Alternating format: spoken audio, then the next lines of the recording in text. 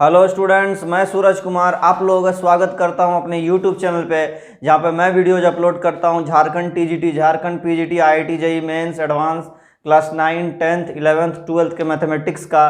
तो अगर आप इंटरेस्टेड है मैथमेटिक्स सीखने में, अगर आपको मैथमेटिक्स डीपली सीखना है तो आप मेरे चैनल के साथ जुड़े रहिए। आपको जो है बहुत ही अच्छा कंटेंट मेरे चैनल में मिलने वाला है। तो चलिए आज स्टूडेंट हम लोग डिस्कस करेंगे पैराबोला का। इसके पहले पैराबोला का हम 5 लेक्चर लिए हुए हैं, तो वो लेक्चर्स अगर आप नहीं देखे हैं तो साइड में जो आई बटन आ रहा है वहाँ पे जाकर देख सकते हैं। तो वो सब लेक्चर आपको जरूरी है देखना, क्योंकि ये लेक्चर जो है उनसे रिलेट करेगा वो सब लेक्चर से। तो आप पहले वो सब वीडियोज देख लें, उसके बाद इसको देखिएगा तो ज़्यादा समझ में आएगा। तो आज हम लोग डिस्कस करेंगे स्टूडेंट, ये झारखंड टीजीटी का स्पेशल बैच है, ठीक है। तो आप झारखंड टीजीटी का क्या कोई भी टीजीटी एग्जाम है या कहीं भी पूछता है पैराबोला, तो आप देख सकते हैं अपना सिलेबस के साथ आप मैच कर ले। अगर आपका मैच करता है तो आप जो है इस वीडियो को देख सकते हैं, ठीक है। तो ये आज हम लोग डिस्कस करेंगे parametric coordinate of A parabola. तो स्टूडेंट देखिए, parametric coordinate of A parabola का मतलब क्या हुआ। सबसे पहले तो आपको पैरामीटर के बारे में समझना होगा कि पैरामीटर क्या होता है। ये जो वर्ड हम लिख दिए पैरामेट्रिक, तो ये बना पैरामीटर से। तो ये पैरामीटर होता क्या है, पैरामीटर क्या होता है सबसे पैरामीटर समझिए कि पैरामीटर किसी भी कर्व में पुट करने से, किसी भी कर्व में मतलब ये पैरामीटर चेंज होगा जिसके कारण से वो कर्व ही चेंज होने लगेगा। ये ऐसा चीज़ है, ये ऐसा वैल्यू है, ये ऐसा वैल्यू है कि जिसके चेंज होने से कर्व चेंज करता है, ठीक है। तो मैंने इसका वैल्यू अगर कुछ भी मतलब कुछ भी चेंज करे तो कर्व का भी वैल्यू चेंज होने लगेगा, कर्व का भी कोऑर्डिनेट चेंज होने लगेगा, ठीक है। तो मतलब सब कुछ खेल यही पैरामीटर करेगा। तो इसी पैरामीटर को पुट करके हम लोग देखेंगे पैराबोला को, ठीक है। तो चलिए स्टूडेंट हम लोग देखते हैं। सॉरी। तो देखते हैं, चलिए स्टूडेंट, ये रहा एक पैराबोला, कॉनकेव राइटवर्ड पैराबोला है। इसका इक्वेशन होता है y² = 4ax, ठीक है। तो स्टूडेंट इसका पैरामेट्रिक फॉर्म क्या होता है, इसका पैरामेट्रिक कोऑर्डिनेट होता है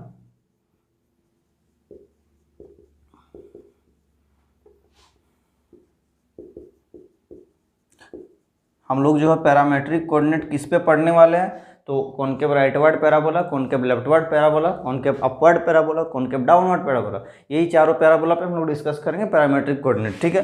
तो पैरामेट्रिक कोऑर्डिनेट जो है इस पैराबोला के लिए होता है 80² 280, ठीक है। 80² 280। यहाँ पे टी क्या है, वर टी इज पैरामीटर, यही टी सब खेल करेगा। टी के ही चेंज होने से सब कुछ चेंज होगा, ठीक है। तो 80² 280 इस पूरा पैराबोला में रहेगा, और टी को चेंज करने से इस पैराबोला का कोई भी कोऑर्डिनेट चेंज होगा। तो कोई भी पैराबोला पे पॉइंट ले लीजिए, क्या पॉइंट ले लीजिए, 80² 280। तो आप कहेंगे सर आप ऐसे कैसे ले लिए 80² 280, क्या ये पॉइंट इस पैराबोला को सेटिस्फाई करता है? तो करता होगा तभी तो लिए हैं, नहीं तो फिर कहीं दूसरा जगह होता है। इस पैराबोला पे है मतलब 80² 280 इस y² = 4x को सेटिस्फाई करेगा। कैसे सेटिस्फाई करेगा आप साइड में चेक कीजिए। आप y के जगह 280 और x के जगह 80² पुट करके देखिए, आपका y² क्या आता है, देखिए 280 का स्क्वायर हो जाएगा, ये आपका आ जाएगा 4a² और y² के इक्वल में क्या 4ax है। 4ax को भी चेक कर ले तो आपका क्या आ जाता है 4a, और x के जगह क्या 80² है, तो आपका आ गया 4a² t²। देखिए y² बराबर भी ये आ रहा, 4ax बराबर भी ये आ रहा, मतलब ये पॉइंट जो है ये पॉइंट इस पैराबोला को सेटिस्फाई कर रहा है, ठीक है। और t क्या है, पैरामीटर है, तो वही t के कारण इस पैराबोला का पूरा कोऑर्डिनेट चेंज होगा और पूरा इक्वेशन चेंज होगा। तो स्टूडेंट यही है पैरामेट्रिक फॉर्म। तो अब देखिए यहाँ से यहाँ तक जो पैराबोला, इधर जो पैराबोला है, इधर ऊपर में पॉजिटिव साइड में, इसमें t का वैल्यू जो है 0 से इन्फिनिटी तक रहेगा, और इधर नेगेटिव में जो पैराबोला है नीचे, उसमें t का वैल्यू जो है -∞ से 0 तक रहेगा, ठीक है। तो इसको आप ध्यान में रखेंगे, और दोनों में एक्सक्लूडेड है, ठीक है, वो आप ध्यान में रखेंगे, ठीक। तो t का वैल्यू कहाँ से कहाँ तक रहेगा वो आप ध्यान में रखेंगे। तो ये रहा स्टूडेंट पैरामेट्रिक फॉर्म, जिसके कारण से जो पैरामीटर के कारण से पूरा कर्व चेंज करता है। इसमें यही है स्टूडेंट 80² 280 जो इस पैराबोला को क्या करेगा, सेटिस्फाई करेगा। अब हम लोग क्या देखेंगे, पैरामेट्रिक फॉर्म का प्रॉपर्टीज देखेंगे, प्रॉपर्टीज ऑफ पैराबोला देखेंगे। तो इसको आप सबसे पहले आप चाहे तो एक बार नोट कर सकते हैं, उसके बाद हम लोग प्रॉपर्टी। तो स्टूडेंट अगर आपको पैरामेट्रिक फॉर्म समझ में आ गया है तो हम लोग प्रॉपर्टीज ऑफ पैराबोला को देखेंगे। पैराबोला की प्रॉपर्टीज, बहुत सारे प्रॉपर्टीज है, धीरे धीरे हम लोग डिस्कस करते हैं प्रॉपर्टीज क्या होता है पैराबोला का। मतलब प्रॉपर्टीज ऑफ पैराबोला जो है मतलब मुख्य टॉपिक, जो मेजर टॉपिक होता है पैराबोला का, वो हम लोग आज डिस्कस करने वाले हैं, जो कि बहुत ज़्यादा एग्जाम्स में पूछे जाते हैं। तो देखिए क्या है, सबसे पहला प्रॉपर्टी क्या है, प्रॉपर्टी नहीं है, आपको एक फॉर्म है जिससे आपको पैरामीटर निकाल सकते हैं। पहला वाला, to find the parameter on any point on the parabola equate the y coordinate not the x coordinate. ये प्रॉपर्टी नहीं है, लेकिन मान के चलिए इससे आप पैरामीटर निकाल सकते हैं। मतलब कोई भी पैराबोला है, मान के चलिए एक पैराबोला है, ये एक पैराबोला है, पैराबोला का इक्वेशन है y square is equal to 16x, concave rightward parabola है, ठीक है, y square is equal to 16x concave rightward parabola, और कोई पॉइंट आपको दे दिया 4,8। तो आपसे कहा है कि इस पैराबोला का पैरामीटर निकाल के दिखाइए, मतलब टी निकाल के दिखाइए, ठीक है। तो करना क्या है, आपको इसको निकालने के लिए आप एक्स कोऑर्डिनेट को टी के, मतलब पैरामीटर क्या होता है इसका, 280 स्क्वायर 280 होता है पैरामेट्रिक कोऑर्डिनेट। तो इस पॉइंट को इसका एक्स कोऑर्डिनेट को इक्वेट नहीं करना है, इस पॉइंट का वाई कोऑर्डिनेट को इक्वेट करना है। ये 80 स्क्वायर 280 तो पैराबोला के हर एक पॉइंट में है, डिपेंड करता है टी का वैल्यू क्या होगा उस पर, है ना। तो 4,8 पे टी क्या होगा उसको हम लोग यहाँ पे चेक करेंगे, उसके लिए हम लोग वाई कोऑर्डिनेट को इक्वेट करेंगे। तो सबसे पहले देखिए 80 स्क्वायर 280 है, तो यहाँ से ए निकाल लेंगे, तो y square equal to 4x format होता है, तो 4a की जगह 16 है, तो 4a इज इक्वल टू 16 है, it implies a is equal to 4 है। तो पैरामेट्रिक कोऑर्डिनेट क्या हो जाएगा स्टूडेंट, देखिए पैरामेट्रिक कोऑर्डिनेट हो जाएगा आपका, पीसी लिख देते हैं सीधे, पैरामेट्रिक कोऑर्डिनेट आपको क्या हो जाएगा, यहाँ पे 4 है तो 40 स्क्वायर 2a, मतलब 2a मतलब 80 हो जाएगा, सीधा सीधे 2 × 4 80 हो जाएगा। तो ये आपका पैरामेट्रिक कोऑर्डिनेट हो गया, और 4,8 इस पैरामेट्रिक कोऑर्डिनेट को सेटिस्फाई करेगा। तो सेटिस्फाई करने के लिए क्या बताएंगे, वाई कोऑर्डिनेट को सेटिस्फाई कराइए। तो 8t इज इक्वल टू 8 कीजिए, equating y coordinate. X coordinate को आप सेटिस्फाई कराने जाएंगे तो आपको बहुत माथा पिच्ची, आप निकाल ही नहीं पाएंगे, बहुत ज़्यादा, मतलब दो वैल्यूज निकल के आ जाएगा तो आप कंफ्यूज हो जाएंगे कि वो जो है पॉजिटिव वाला वैल्यू ले कि नेगेटिव वाला वैल्यू ले, आपको समझ में ही नहीं आएगा, ठीक है। तो सबसे पहले 280 को 8t के साथ 8 को इक्वेट कर देंगे, 8 कैंसिल हो जाएगा, it implies t is equal to 1, मतलब पैरामीटर क्या आ गया, 1 आ गया। तो इस तरह से हम लोग कोई भी पैराबोला का पैरामीटर को निकाल सकते हैं। ये पहला प्रॉपर्टी है, इसको आप ध्यान रखेंगे स्टूडेंट। सेकंड प्रॉपर्टी क्या है, equation of chord joining 2 points t1 and t2 on the parabola y square is equal to 4x is y t1 plus t2 is equal to 2x plus 2a t1 t2। सिर्फ y square is equal to 4x पे सभी parabola पे satisfy होगा। ये जितना भी property लिखेंगे सभी पैराबोला पे सेटिस्फाई होगा। डिपेंड करेगा, कहीं x की जगह y आ जाएगा, y की जगह x हो जाएगा। हम लोग y square is equal to 4x को मद्देनजर रखते हुए हम लोग प्रॉपर्टीज को देख रहे हैं। तो ये पॉइंट क्या कह रहा है कि कोई भी एक पैराबोला, यहाँ पे ये सेकंड नंबर पॉइंट का फिगर हम यहाँ बना देते हैं। ये कोई एक पैराबोला, कोई भी parabola y square is equal to 4ax है ना, क्वेश्चन में कहा वाई स्क्वायर मतलब प्रॉपर्टी में y square is equal to 4ax का। तो कोई भी कॉर्ड, इक्वेशन ऑफ कॉर्ड, कोई भी कॉर्ड ले लेते हैं, और t1 t2 पैरामीटर है इसका एंड पॉइंट का। यहाँ पे t1 है, यहाँ पे t2 है, तो t1 t2 है मतलब क्या, पैरामीटर क्या हो जाएगा, a t1 square 2a t1, और सेकंड वाला हो जाएगा t2 के जगह a t2 square 2a t2।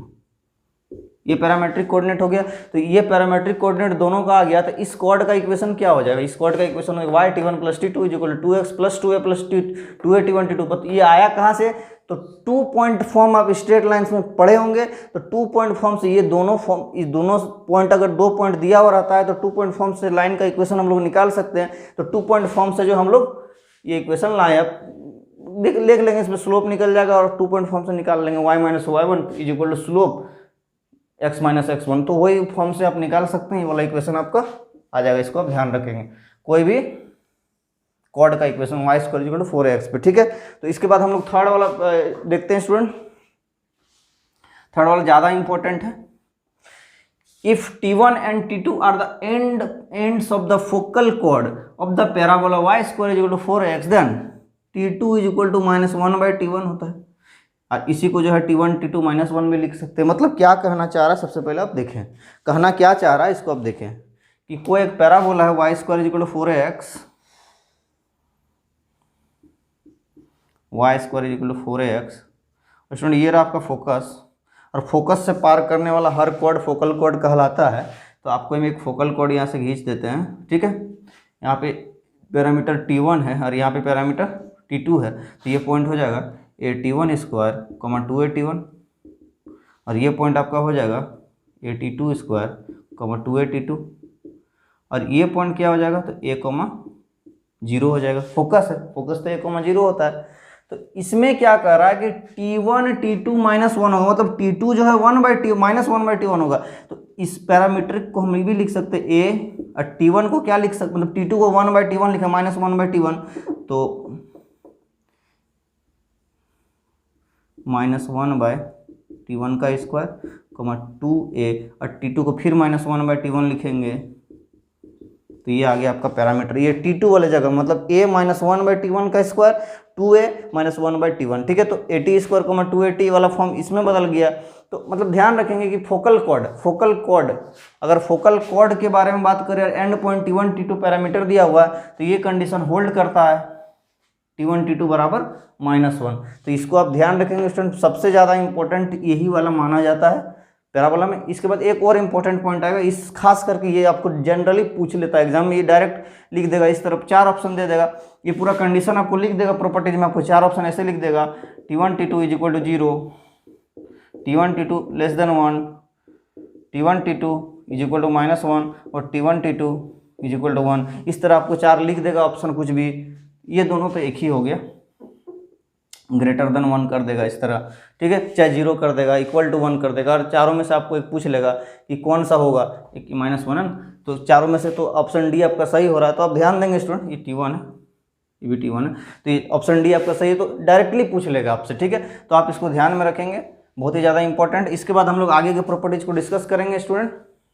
तो स्टूडेंट अभी हम लोग आगे के प्रॉपर्टीज को देखेंगे। प्रॉपर्टीज क्या कह रहा है कि सबसे पहले अभी हम देख लें कि फोकल कॉर्ड के लिए T1 T2 बराबर -1 होता है। अगर 2 पॉइंट यहाँ पे T1 है, यहाँ पे T2 है, तो T1 T2 बराबर -1 होता है। तो ये तो सबसे पहले आप ध्यान ही रखेंगे, T1 T2 बराबर -1 होता है, ये तो आप ध्यान रखेंगे। किसके लिए, तो फोकल कॉर्ड का 2 एंड अगर T1 T2 दिया हुआ पैरामीटर तो, ठीक है, मतलब AT1 स्क्वायर 2AT1 और AT2 स्क्वायर 2AT2, तो उसके लिए T1 T2 -1 होता है। तो बस वही आगे फॉर्म है, length of focal cord of the parabola y square = 4x is AT + 1/T का होल स्क्वायर। ये क्या होता है स्टूडेंट, देखिए यही मतलब फोकल कॉर्ड का ही बात कर रहा है, एस से पास हो रहा है, फोकस से पास, और फोकल कॉर्ड है, तो फोकल कॉर्ड में तो ये भी सेटिस्फाई हो रहा है कि 2 पॉइंट T1 T2 है। तो हम यहाँ पे कि T मान लिए, इस पॉइंट को T मान लिए, तो AT स्क्वायर 2AT हो गया। तो यहाँ पे इस पॉइंट को P माने, यहाँ पे Q माने, तो ये T पैरामीटर के लिए AT स्क्वायर 2AT हो गया। और यहाँ पे वहाँ पे T1 T2 -1 होता है, तो T की जगह -1/T हो जाएगा, और यहाँ पे -1/T हो जाएगा, तो ये वाला कोऑर्डिनेट आ जाएगा Q पॉइंट का। तो ये आप देख सकते हैं स्टूडेंट, तो ये दोनों पॉइंट को इक्वेट करके हम लोग क्या निकाल सकते हैं, मतलब डिस्टेंस फार्मूला से AT स्क्वायर 2AT, और इस पॉइंट पर अगर हम डिस्टेंस फार्मूला लगाएंगे तो आपको जो है लेंथ मिल जाएगा फोकल कॉर्ड का, और फोकल कॉर्ड का लेंथ होता है, ये देखिए AT + 1/T का होल स्क्वायर, ये होता है लेंथ ऑफ फोकल कॉर्ड अगर पैरामीटर दिया हुआ है T, तो ठीक है। तो इसे आप ध्यान रखेंगे, लेंथ ऑफ फोकल कॉर्ड।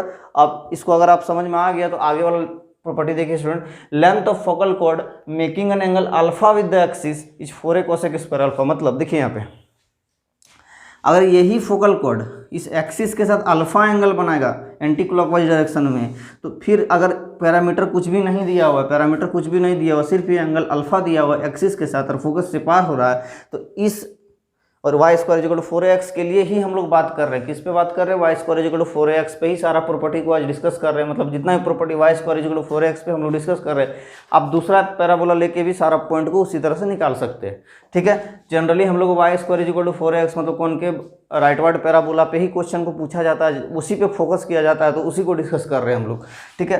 तो अगर एंगल अल्फा बनाएगा तो उसका लेंथ कितना हो जाता है फोकल कॉर्ड का, अगर सिर्फ एंगल दे दिया रहेगा तो 4a cosec स्क्वायर अल्फा, ठीक है।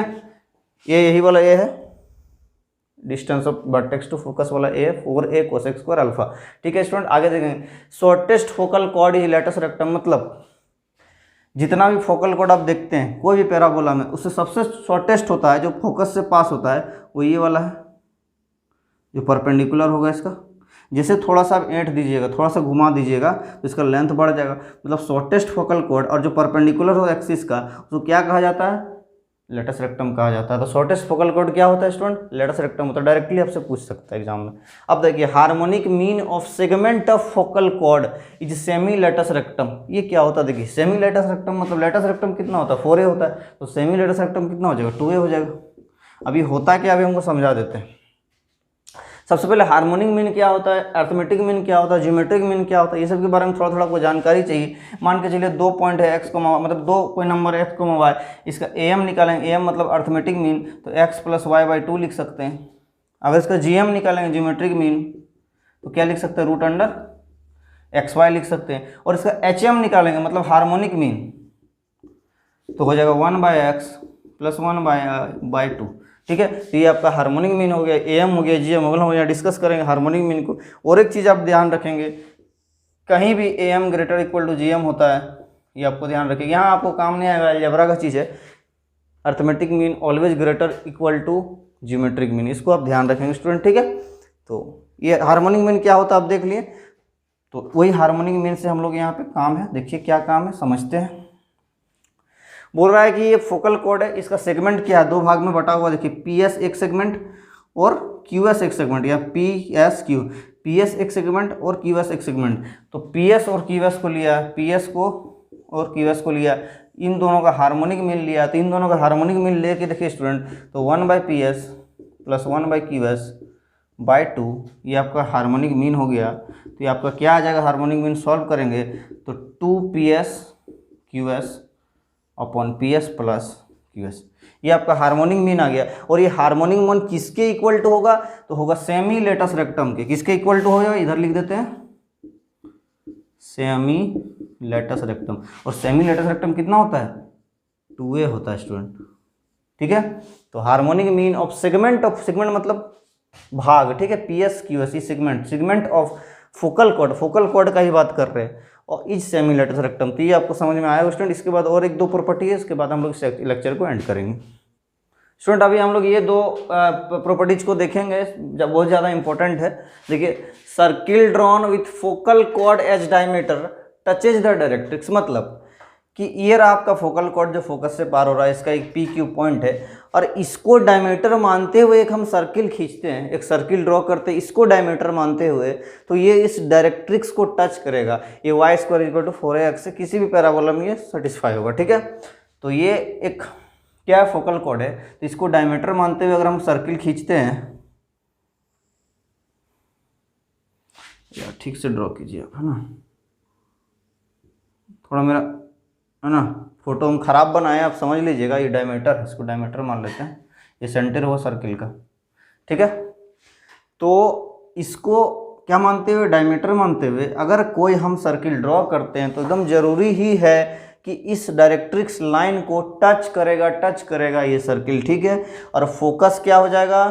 फोकस हो जाएगा सेंटर का, मतलब ये 1,0 अभी के लिए 1,0 है, तो ये 1,0 क्या हो जाएगा? सर्किल का सेंटर हो जाएगा। क्या हो जाएगा? सर्किल का सेंटर हो जाएगा। सर्किल का सेंटर किस केस में होगा? तो अगर ये y² = 4ax मतलब सिमेट्रिक पैराबोला है तब होगा। किसी किसी कंडीशन में नहीं भी हो सकता, लेकिन ज़्यादा कंडीशन में हो ही जाएगा, ये सर्किल का सेंटर हो जाएगा। और ये क्या हो जाएगा?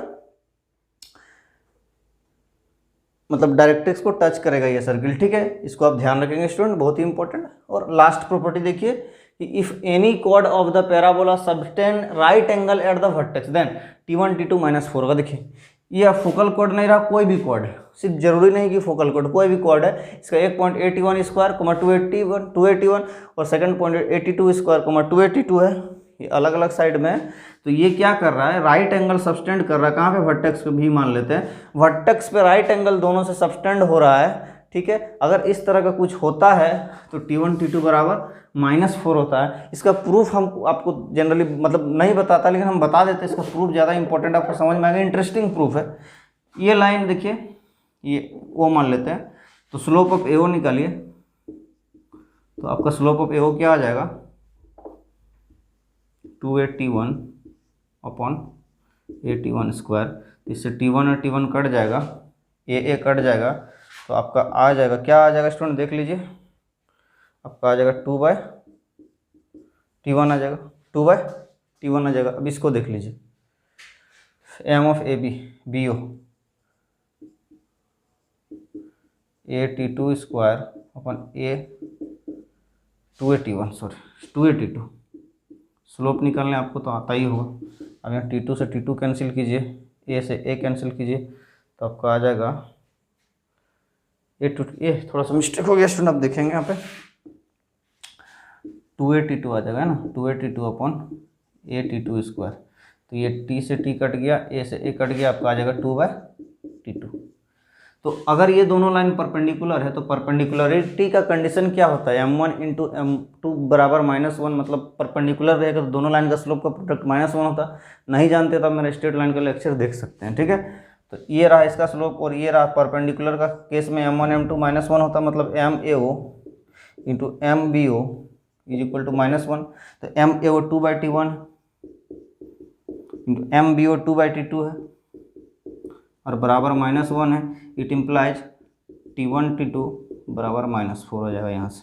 तो स्टूडेंट ये प्रूफ हो गया, ठीक है। इंपॉर्टेंट है, ध्यान में रखेंगे, बहुत ही ज़्यादा इंपॉर्टेंट है। एग्जाम में जनरली पूछ लिया जाता है कि कोई दो मतलब कोई भी फोकल कोड है, तो फोकल कोड नहीं कोई भी कोड है, तो वो अगर वर्टेक्स में राइट एंगल सब्टेंड करा तो क्या कंडीशन बनेगा, और पैरामीटर आपको दे दिया जाएगा। तो आपको जनरली पूछ लिया जाए, कुछ भी दे देगा, T1 T2 -2, T1 T2 0 और T1 T2 -5 कुछ भी दे देगा, तो आपका ये T1 T2 -4 आप ध्यान में रखेंगे स्टूडेंट। तो ये कितना 9 प्रॉपर्टी हो गया, तो 9 ही प्रॉपर्टी है, मतलब पैरामेट्रिक कोऑर्डिनेट पे 9 प्रॉपर्टी आपको हम बता दिए, बहुत ही इंपॉर्टेंट प्रॉपर्टी है। इसके बाद जो हम लोग अगले लेक्चर में प्रॉपर्टीज को लेके बहुत सारा क्वेश्चन को डिस्कस करेंगे। तो आज आपको जितना भी पढ़ा है लगभग हमको लगता है कि समझ में आ ही गया होगा, नहीं आया तो कमेंट बॉक्स में ज़रूर हमको बताएं, अगले क्लास में आपको हम बता देंगे। और सिलेबस, बुक्स, नोट्स ये सब के आपके बारे में जानकारी नहीं है तो आप झारखंड TGT वाला प्लेलिस्ट में जाए, आपको सब कुछ सारा जानकारी डिटेल में मिल जाएगा। तो आज के लिए स्टूडेंट इतना ही, थैंक यू।